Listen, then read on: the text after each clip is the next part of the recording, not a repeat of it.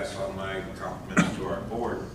I did a little telephone survey prior to the meeting. I didn't want to get broadsided by such a controversial subject, so in telephone conversation, they all gave an enthusiastic support to it, and even in the work session that remained, and I'm sure it'll pass. If anybody here wants to say anything about the resolution on medical marijuana, that would be the appropriate time. I'm Rod Wells, and I've recently been arrested and charged with growing marijuana for medical purposes. So community involvement such as yours would help this cause, I think, to bring the issue to light. That's all I have, right? Thank you, Mr. Wells. Thank you. Anyone else?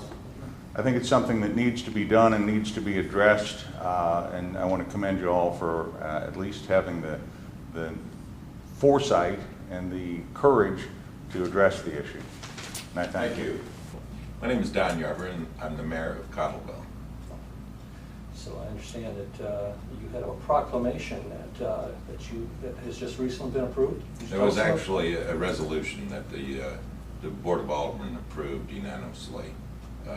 We're going to send that to the Missouri State Legislature, asking them to approve medical marijuana.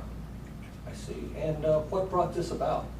Well, it's been an ongoing thing with me, but there was an article in the paper recently about a gentleman who is facing some legal problems, and that reminded me of a situation that I was involved in. My wife, maybe 14 years ago, she was diagnosed with breast cancer and had to take radiation as well as chemotherapy.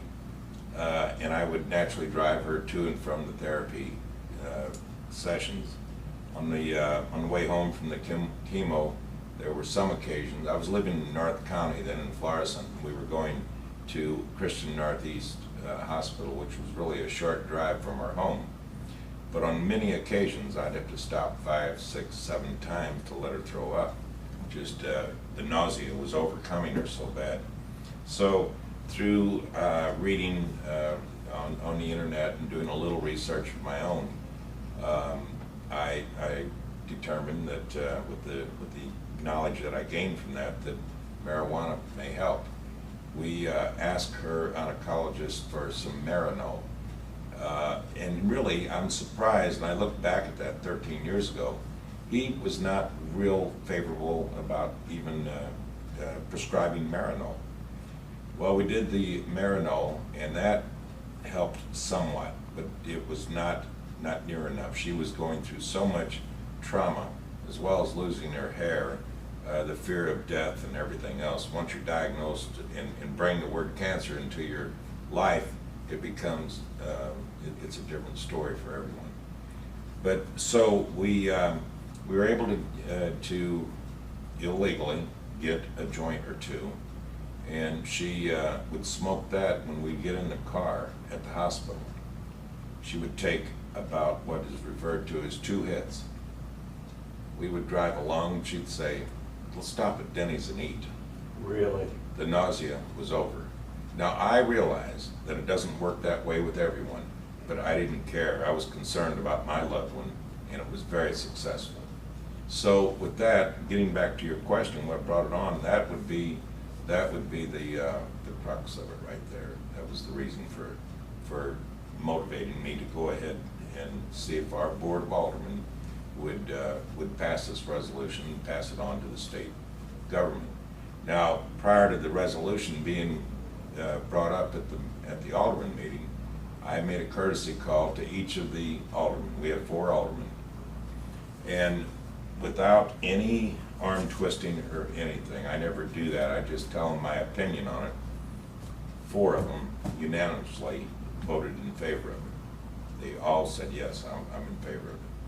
So without any delay, we had our city attorney prepare the resolution, and now as we speak, it's on its way to Jefferson City. That's excellent. You were really taking some chances with doing this, considering your office that you had. Well, at the time, I was not a mayor. That was 13 years ago. At the time that happened. Yeah. But I mean, as far as this as this resolution is concerned, though, I mean, weren't you concerned about your political position? You have to be concerned always, but at the same time, sometimes you cannot be politically correct. I just want to be correct morally and hope that, I hope that we can help people who are terminally ill, people who have epilepsy, people that, if it helps one person, that's what we're after. That's true. That's true.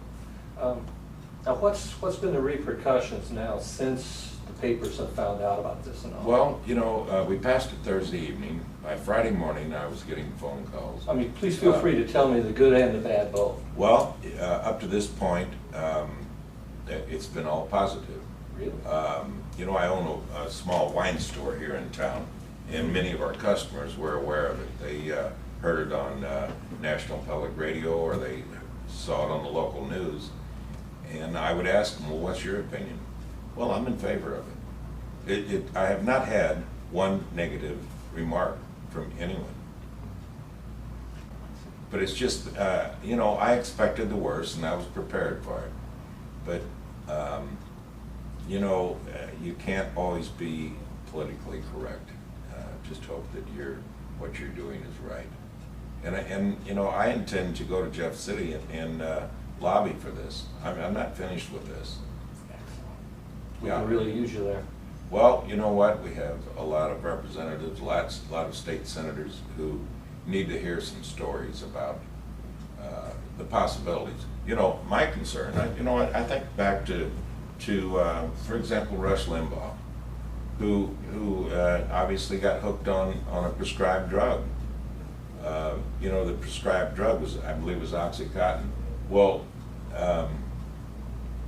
I think that, I'm kind of confusing issues here, but I think that there's more addictive drugs than marijuana. I personally have never heard of anyone being addicted to marijuana.